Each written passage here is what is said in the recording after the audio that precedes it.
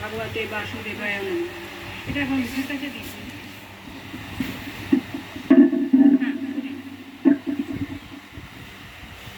ভগবান শ্রীকৃষ্ণ কলিযুগের ভবিষ্যৎবাণী করেছিলেন। 5টি কথা তিনি সবসময় মনে রাখতে বলেছেন। হিন্দুদের যত ধর্মগ্রন্থ আছে তার মধ্যে ভগবদ্গীতা হলো সর্বশ্রেষ্ঠ ধর্মগ্রন্থ। সমগ্র ধর্মগ্রন্থের সার হলো শ্রীমদ্ ভগবদ্গীতা। এই গীতাকে গীতা উপনিষদও বলা হয়, কারণ সমস্ত উপনিষদের সার হলো এই গীতা। অথচ ভাবুন, যখনই গীতার উপদেশ অর্জুনকে দেওয়া হয়েছিল সেই সময়টা একটা যুদ্ধক্ষেত্র ছিল। যখন কাউকে কোনো উপদেশ দেওয়া হয় তখন কিন্তু তখন শান্ত নির্জন পরিবেশ দেখেই দেওয়া হয়, কিন্তু ভগবান শ্রীকৃষ্ণ উপদেশ দিলেন যুদ্ধক্ষেত্র শুরু হওয়ার ঠিক প্রাক মুহূর্তে। তাও আবার শেষ যুদ্ধক্ষেত্র নয়, পৌরাণিককালে যত যুদ্ধ হয়েছিল তাদের মধ্যে অন্যতম এই মহাভারতের যুদ্ধ, যাকে কুরুক্ষেত্রের যুদ্ধও বলা হয়। সেই রকম একটি যুদ্ধক্ষেত্রে দাঁড়িয়ে কুন্তী নন্দন অর্জুনের উপস্থিতিতে তিনি যে উপদেশ দিয়েছিলেন তা অকল্পনীয়, অভাবনীয়। কারণ যে কথাগুলি তিনি অর্জুনকে বলেছিলেন সে কথাগুলো শুধু অর্জুনের জন্য প্রযোজ্য নয়, সে কথাগুলো যেমন অতীতকালে এবং বর্তমানকালে প্রজন্মকালের জন্য প্রযোজ্য ছিল। জীবনের সমস্ত সমস্যার সমাধান এই ভগবদ্গীতায় রয়েছে। শুধু গীতার ভিতরে উপদেশ দেননি, সমগ্র মহাভারতের বিভিন্ন কালে বিভিন্ন সময়ে বিভিন্ন উপদেশ দিয়েছেন। যদি কেউ মহাভারতে বা গীতার এই উল্লিখিত শ্রীকৃষ্ণের বাণীগুলি মন দিয়ে পড়েন বা শোনেন, সেই রকমভাবে নিজেকে পরিচালিত করেন, তাহলে আমি নিশ্চিতভাবে বলতে পারি তার জীবনে কোনো দিন সমস্যা আসতে পারবে না এবং সে যা চায় তাই পাবে। কিন্তু মনে রাখতে হবে, সঠিকভাবে মেনে চলতে পারলে তবেই পাবে। আজ আমি আপনাদের গীতা তথা মহাভারতে উল্লেখিত ভগবানের 5টি মূল্যবান উপদেশের কথা বলবো, যে কথাগুলি ভগবান কখনো অর্জুনকে কখনো কর্ণকে সামনে রেখে আমাদেরকে দিয়ে গেছেন। যদি একথা সঠিকভাবে মেনে নিয়ে জীবনে চলতে পারেন তাহলে আপনারা কল্পনাও করতে পারবেন না আপনাদের জীবন কিভাবে বদলে যাবে। একবার ভাবুন, অর্জুন যুদ্ধ করবেন না বলে নিজের হাতে গান্ডীব ত্যাগ করে ভগবানের পায়ের কাছে বসে বললেন, হে কেশব, আমি জীবনে এমন এক জায়গায় পৌঁছেছি সেখান থেকে উঠে দাঁড়াতে পারছি না, আমি আজ অসহায়, আমাকে পথ দেখান।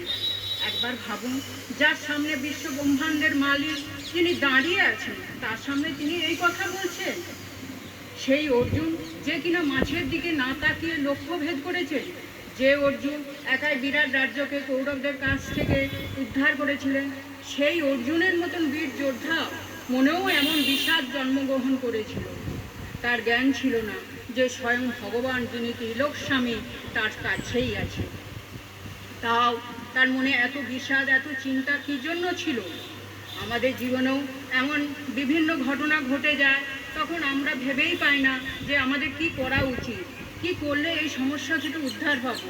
তখন আমরা অর্জুনের মতন সমস্ত কিছু ত্যাগ করে বসে পড়ি অসহায়ের মতন, কিন্তু আমরা ভুলে যাই যে ভগবান স্বয়ং আমাদের সঙ্গেই আছে। কি করে ভাববো? আমরা মায়া আর মোহতে পড়ে আমরা অন্ধ হয়ে গেছি, তাই তো আমরা ভাবতে পারি না, আমরা ভগবান কৃষ্ণকে দেখার মতন কোনো কর্ম করি না। তাই তিনি এটা আমাদের বোঝানোর জন্য অর্জুনের মনে বিষাদ তৈরি করলো, আর তারপর আমাদের প্রসাদ দিলেন। সেই প্রসাদ হলো অর্জুনকে সামনে রেখে এমন কিছু উপদেশ যা যুগ যুগ ধরে আমাদেরকে অনুপ্রাণিত করে যাবে।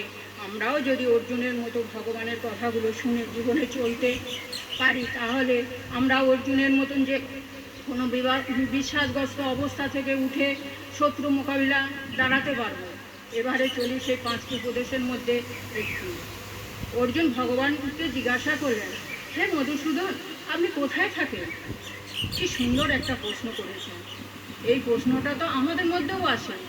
ভগবান খুব সহজেই বলতে পারতেন, আমি দ্বারকায় থাকি, কারণ তিনি দ্বারকার রাজা। সেখানে কত রকম মন্ডা মিঠাই খায়, কত রকম ব্যঞ্জন পদ রান্না করা হয় আমার জন্য। এটাও বলতে পারতেন, হে অর্জুন, আমি ঋষিকেশে, হরিদ্বার, বৃন্দাবনে, বালাজি মন্দিরে, জগন্নাথ ধামে, কালীঘাটে মা কালীর কাছে থাকি। আরও তিনি বলতে পারতেন অন্যান্য মন্দিরে যেখানে নানা রকম প্রসাদ দেওয়া হয় এ কথাও বলতে পারতেন।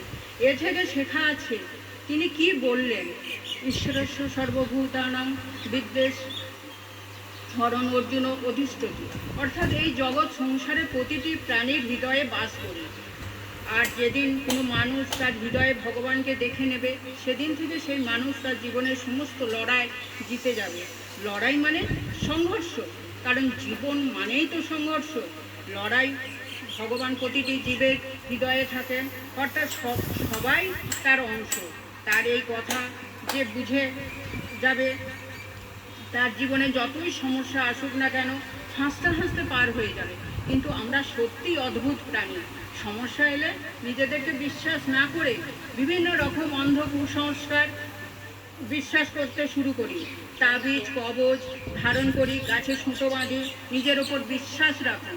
এই কথাটা স্মরণ রাখুন যে আপনারা ভগবানের অংশ, আপনার ভিতরে ভগবান বাস করেন। তাকে স্মরণ করুন, তাহলে সবই করতে পারবেন। আপনার জীবনে কোনো সমস্যা হয়ে দাঁড়াবে না। দ্বিতীয় পর্ব। এই মহাভারতের ভগবান শুধুমাত্র অর্জুনকে উপদেশ দিয়েছিলেন তা নয়, উপদেশমূলক বাণী শুনিয়েছিলেন তা নয়, তিনি কর্ণকেও এমন কিছু দিয়েছিলেন যেগুলি আমাদের জীবনে অনেকটাই গুরুত্বপূর্ণ।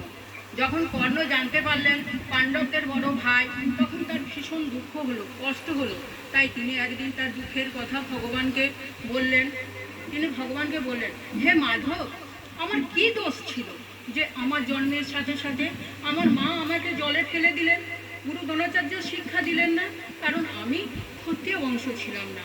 আমাকে সবাই সুতপুত্র বলতেন। দ্রৌপদী স্বয়ংবরে আমাকে অপমান করা হয়েছিল, কারণ আমি কোনো রাজ পরিবারের সদস্য ছিলাম না বলে। আমার ভাগ্যে কি নিষ্ঠুর পরিহাস, সারা জীবন ধরে শুধু অপমানিত হয়ে গেলাম। তাও আমি অনেক কষ্ট করে ভগবান পরশুরামের কাছে অস্ত্রবিদ্যা শিখলাম, তাও আবার সেখানে আমাকে দোষারোপ করা হলো, আমায় অভিশাপ দেওয়া হলো। কারণ জিজ্ঞাসা করলেন ভগবানকে, হে কেশব, আমাকে বলুন আমার কি দোষ ছিল। তার এখানে ভগবান কর্ণকে যে উত্তর দিলেন, এই থেকে আমাদের শেখা উচিত। কি বললেন তিনি? ভগবান বললেন, হে সূর্যপুত্র কর্ণ, আমার তো জন্মই হয়েছিল কারাগারে। আমার জন্মের আগে থেকে আমাকে মৃত্যুর জন্য নিশ্চিত করা হয়েছিল, পূর্ব নির্ধারিত করার ব্যবস্থা করা হয়েছিল, এবং সেটা করেছিল আমারই নিজের মামা কংস। আমার জন্মর সাথে সাথেই আমার জন্মদাতা পিতামাতাকে আমার থেকে আলাদা করে দেওয়া হলো। গোয়ালার ছেলে হলাম আমি যখন খুব ছোট তখন থেকেই আমার উপর হামলা করা হলো। বড় বড় রাক্ষস পাঠানো হয়েছিল আমাকে হত্যা করার জন্য। কি করিনি আমি? গরু চড়িয়েছি, গোবর তুলেছি, মাখন চুরি করেছি, আর তার জন্য আমাকে শাস্তি পেতে হয়েছিল এবং আমাকে চোর অপবাদও পেতে হয়েছিল। বারবার আমাকে হত্যা করার জন্য আমার নিজের মামা মরণ চেষ্টা করে গেছে। আমার জীবনের লড়াই কি কোনো অংশে কম ছিল বলতে পারো? আমার জীবনে কি অন্যায় করা হয়নি। এখানে ভগবান কর্ণকে যে শিক্ষা দিলেন সেটা আমাদের জন্য খুবই গুরুত্বপূর্ণ। জীবনে আপনি কতটা অপমানিত হলেন সেটা বড় নয়, বড় হলো আপনি সেই অপমানের জবাব কি করে দিলেন। কর্ণ সারা জীবনে তার অপমানের কথা ভেবেই কষ্ট পেয়ে গেছেন, কিন্তু ভগবান শ্রীকৃষ্ণ কখনো তার অতীতকে দোষারোপ করেননি। কর্ণ শুধু পিছনে অতীতকে দেখে কষ্ট পেয়েছে, আর শ্রীকৃষ্ণ অতীতকে ফেলে সামনের দিকে এগিয়ে গেছেন। প্রকৃতি দুজনের সাথেই অন্যায় করেছে, কর্ণ সেটা ভুলেননি আর কৃষ্ণ সেটা মনে রাখেননি। একজন সেটাকে মনে রেখে ক্রোধের বিকাশের জন্ম দিয়েছে, আর একজন সেটাকে অমৃত ভেবে সেটাকে মেনে নিয়েছেন। এখানে দুজনের মধ্যেই ছিল একটাই কাজ, স্বীকার করা বা মেনে নেওয়া। কৃষ্ণ তার নিয়তিকে মেনে নিয়েছিলেন, কিন্তু কর্ণ কখনোই তার নিয়তিকে মেনে নেননি, আর তার পরিণামস্বরূপ অধর্মের সঙ্গে লিপ্ত হয়ে নিজের প্রাণ হারান। পরিবর্তনশীল সে আসবে যাবে, অনেক সময় মনে হবে ভাগ্য আমার সাথে বেইমানি করলো, ধোঁকা দিল, কিন্তু যখন আমাদের বুঝে নিতে হবে কি করব, কর্ণের মতন কষ্ট পেয়ে কাঁদবো, না কৃষ্ণের মতন সব কিছুকে নিয়তি ভেলাতে ভাসিয়ে দিয়ে জীবনকে সম্পূর্ণরূপে উপভোগ করব। জীবনের সমস্যা তো আসবেই, জীবন কোথায় সহজ ছিল? তিনি তো ভগবান ছিলেন, চাইলেই তো তিনি তার জীবনের কোনো সমস্যাকে আসতে দিতেন না, কিন্তু তিনি তা করেননি। তিনি সব কিছুকে নিয়তির ওপরেই ছেড়ে দিয়েছিলেন এবং পৃথিবীর সমস্ত জীবকে শিখিয়ে দিয়ে গেলেন কীভাবে হাসি মুখে জীবনে চলার পথে সমস্যাগুলিকে জয়লাভ করতে হয়।